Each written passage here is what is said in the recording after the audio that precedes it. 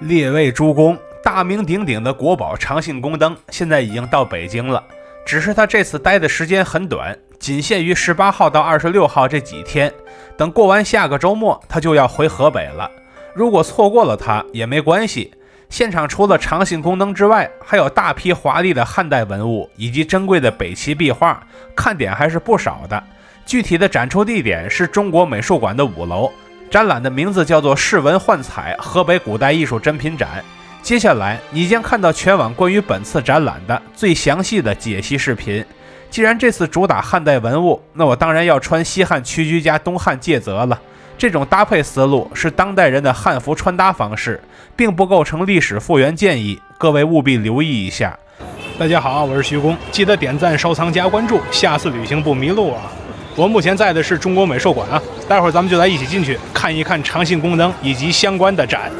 照例先说交通，地铁8号线工艺美术馆站 A 口出来就到美术馆门口了。我刚出地铁口的时候，这大队伍直接给我吓一跳，知道长信宫灯会火，但没想到能这么火，排队就排了2里地。现在我们通过安检走进中国美术馆，然后坐直梯直奔5楼，这边没有扶梯，只有直梯和楼梯。到了5楼展厅后，我们要看的第一件文物就是这件长信宫灯，这个人流量大家感受一下。如果你不看它，就不必排队，可以绕开队伍进门参观。这件知名国宝来自中山靖王刘胜之妻窦婉之墓，它也是河北博物院的镇馆之宝之一。宫灯的造型轮廓是一个执灯的宫女，其中一手的袖子抬到了高处，这个袖子是充当烟囱的。点灯焚烧时冒出的多数黑烟会直接挂在它的内壁上，所以排到宫灯外边的烟雾就会相对干净一些。另外，这件宫灯是可以拆开的，正好可以清洗内部的黑灰，使用起来就很方便了。看完长信宫灯后，我们从首个展厅文兴世风开始看起来。博物馆现场介绍了本次文物的来源地，个个都是大名鼎鼎。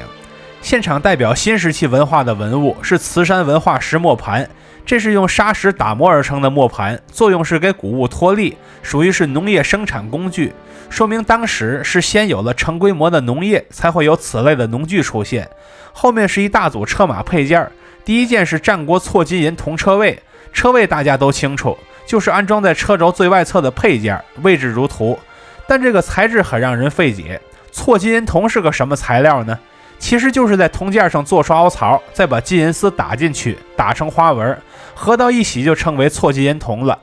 然后是西汉鎏金铜当炉，这是在铜的基础上用鎏金工艺增加了装饰，形成了更璀璨的外形。旁边的西汉铜节约看着金灿灿的，我们一眼就能看出来，它同样也用了鎏金工艺。这2件是给马用的零件，具体位置如图所示。这柜子里还放了2件战国玉佩，其中一件是折体龙形黄玉佩，整条龙弯折成了 S 形，另一件是躯体回首龙形青玉佩，龙体也是弯折的。2条龙身上都密布云纹，这叫做风从虎，云从龙，龙虎英雄傲苍穹。此时向后转身，还能看到另一件战国文物，那就是低头青铜马，这是邯郸赵王陵出土的文物，墓中共出土3匹马，这一匹是低头觅食的姿态，其身形矫健生动，是中国已发现的最早的写实风青铜马。下一件文物是东汉的金图带盖熏炉，这是邯郸市舶的镇馆之宝之一，其用途则是燃香熏香，这是一种始于秦兴盛于汉的生活方式。往后是2件北齐的残破石雕，其中一块是白石飞天背屏残块，左侧凸起的人形浮雕便是飞天，右侧则是飞起的群居。另一件是北齐到隋的菩萨立像，这是把东魏菩萨的华丽风格给彻底继承下来了，其腰间的璎珞串饰可太华贵了。下一件唐代文物是来自定州博物馆的鎏金刻字银塔，这是一座6边形塔，每一面都密密麻麻刻着牡丹纹。在历经灭佛事件与宝刹重建后，僧人们便铸造了这座银塔，并刻字记下了那段兴废往事。附近还有一件隋朝的青釉笔架，它很可能是后世山字的祖宗，至少2者有近似的作用。再往后是元代的3彩3足陶炉，元3彩平时是很不多见的，别说和唐3彩相比，就是和辽3彩比起来，数量都不够看，所以在这儿看到还是有点意外的。最后是明代的铜胎掐丝珐琅狮钮轴阵，这是在铜件的基础上添加了蓝色珐琅釉，最终做成了这个样子。镇上边的抓手称为钮，狮子造型自然就叫狮钮了。看完这个展厅，我们进入宫崎市庙展厅。到这边之后，就从磁线弯章北朝壁画墓的文物开始看起来。现场的视频称此处墓为北齐皇帝高阳墓，但这个事儿尚有争议，所以我们暂时不要下结论。下面我们看弯章大墓壁画中的建筑，右边那根红色的柱子就是建筑的柱子，但左侧这面像白旗的东西则叫做槊场，这是在长兵器槊的头部加上羽毛作为装饰，就变成了这华丽的仪仗。当然壁画真品有剥落现象，所以看着不太清楚，如果直接看复原图就会好很多。然后看弯章大墓壁画的人物，他身上挂着的大红片名叫两当，这是能代表南北朝服饰的重要的刻板印象元素之一。他头上戴的则是平金则，前面是平的，后边是带尖的。平金则在西晋之后就演化成了这个样子。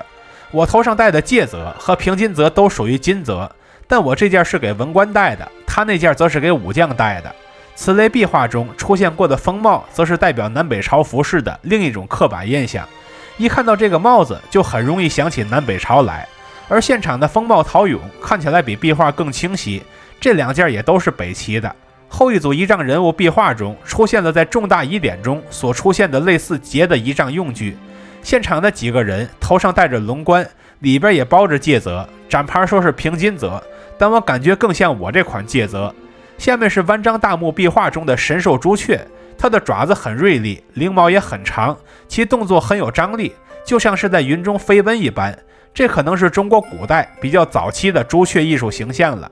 然后是同时期的苍龙壁画，龙可是帝王之争啊，而他在墓中的职责则是引导墓主升仙，这比帝王的级别又高了一层。看完壁画，我们再看其他文物。先看战国时期的盘龙纹铜方壶。盘龙纹和盘翅纹的区别就在于前者更生动，后者偏抽象。如果你仔细看，就会发现它的花纹并不止盘龙纹这一种。首先它的颈部就额外安装了4只虎，2只向上，2只向下，上层有上下皆曲的窃曲纹，中间有熟悉的云雷纹，总体花纹种类极其多样，看起来无比精美。下一件是明代的镶金彩漆云龙纹漆盒，这其实是一件漆器，也就是在木头上先加红漆，然后再额外描绘出2龙戏珠纹来，周边再装饰上花卉纹，而镶金则是在漆器上刻出纹样，然后填入金箔的装饰工艺。经这么一道加工，它就比原先更华贵了。再往后是一组各朝代的佛像，第一件是北魏延兴5年的铜鎏金释迦像，其背光外侧为一整圈火焰纹，内圈可依稀辨认出莲花纹，其右臂袒露在外，判定袈裟为袒右肩式袈裟。主佛右手向前施无畏印，脚下踩着一个复莲宝座，最下方的基座并非须弥座，而是一个4足方床形座，其两侧皆有佛像轮廓，而中间的门并非方正大门，而是一个捆门的形状。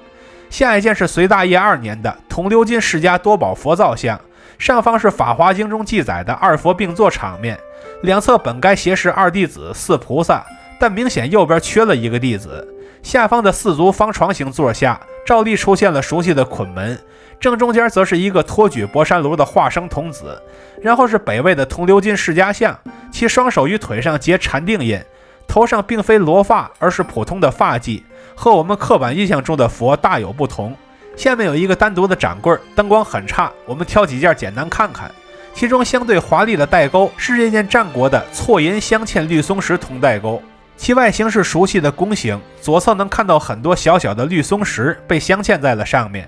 而西汉错金铜豹也被放在了这个柜子里。豹身上是黑色梅花形的斑点，造型很精美，但这个区域的灯光有些敷衍，导致细节不是很清楚。它后面是一件金带的黄绿釉双鹰细石荷叶枕，这种黄绿配色的荷叶型枕头在金代是非常盛行的。而这件的特色在于下边安排了2个鲜活的男童，就显得更有生活气息了。附近还有一件黑体花喜鹊灯枝纹八角枕，这上面的图案是用黑釉做成的，总体画风很像一幅水墨画，图案则是大家喜闻乐见的喜鹊灯枝。至此我们就逛完了这个展厅。现在我们进入最后一个展厅，美运饰像，这边对器物上的花纹种类做了一次细致的科普。现场的唐代黄釉双髻乳钉纹罐重点展示了乳钉纹，上面那2大排就是乳钉纹。双髻是说它两侧的耳朵是可以穿绳子系扣的。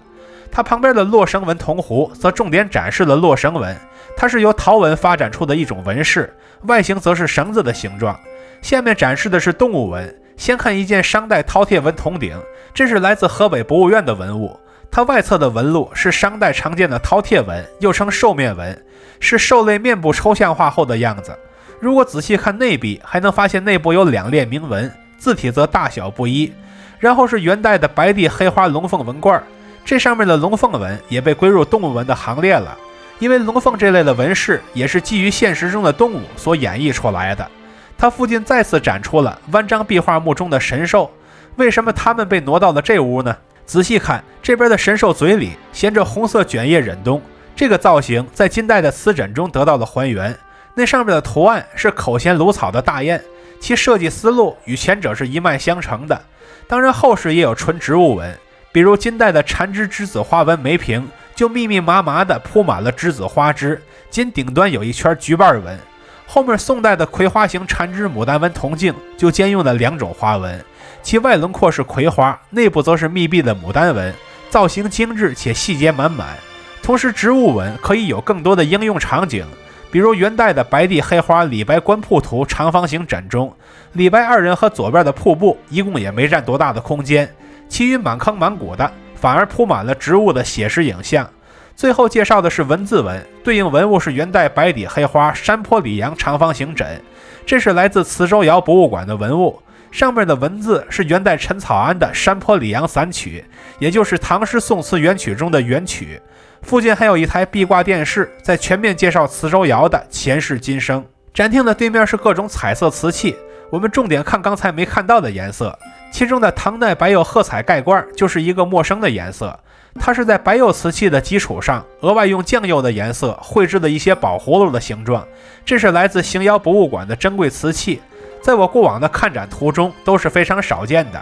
同款的还有北宋的白地酱釉梅花斑纹矮覆钵，这是在白釉的基础上额外用酱釉点出了梅花纹，颇有一种水墨画的美感。再往后是一组绿彩瓷器，但颜色都是混搭型的。这边有唐代的深覆白绿釉罐，釉色是白上加了一片绿，其中那片绿釉像是随意泼洒上去，并任由它流下去的感觉。后面的唐代白釉绿彩直壶原理与前一件近似，只是这件的绿釉泼洒的更多，几乎快要把白釉给盖住了。后面还有一件唐代的3彩柱壶，但是完全看不出第3彩，只能看到最基础的黄绿2色。下一件是元代的蓝釉小口古覆瓷罐，其工艺为先烧制出素胎，然后2次低温烧制出蓝釉来。这第2道工艺殊为不易，所以蓝釉瓷器也是特别少见的。下一组是纯色酱釉瓷器，先看宋代的褐釉鸡腿瓶，它下方是熟悉的圈足，就是底部弄个圆圈来承托瓷器，上方则有13条弦纹，器型整体则酷似鸡腿，所以叫做鸡腿瓶。旁边还有一件北宋的酱釉兔毫盏，仔细看碗底就能看到非常细密的兔毫，细节上非常到位。然后是2件唐3彩，先看唐代的3彩钵，它的颜色是红黄绿3色釉，但不慎沾了点酱色釉，说明3彩出现4种颜色也是正常的。下一件是3彩3足炉，它的颜色也是红黄绿3色，其釉色不是很均匀，3足倒是上色了，但是釉色腹部却没能完整的上色。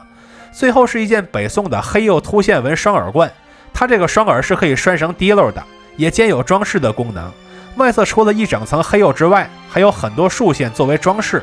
临走时看到一件北宋的绿釉水波纹镜瓶，它的脖子上装饰了一处酷似象轮的圆盘，腹部则雕刻出了波浪纹，在绿釉的基础上又额外增加了装饰元素。至此我们就看完了今天的展。如果不是因为长信宫灯，我可能永远都不会来中国美术馆，因为我根本就不懂美术，所以来这边拍视频的事儿我连想都没想过。但我来了之后才发现，就算是没有长信宫灯，这次临展的质量也是相当高的。可以说河北的多家博物馆都拿出了含金量很高的硬货，而且这么良心的展居然还是免费的，所以只要你过来就绝对会不虚此行。同时我们可以确定的是，除了河北省博之外，像邯郸博物馆、定州博物馆、磁州窑博物馆、邢窑博物馆都是值得一去的。单单这一次临展，我们就不难发现，这几家博物馆随便拿一拿就拿出来了这么多硬货，那这些博物馆自己家里得有多少好东西可看呢？或许在未来的日子里，我们周末去河北时，就能在这些博物馆中得到比这里更精彩的参观体验。看到这里的朋友，欢迎点赞、收藏、加关注，和徐工一起读城，一起旅行。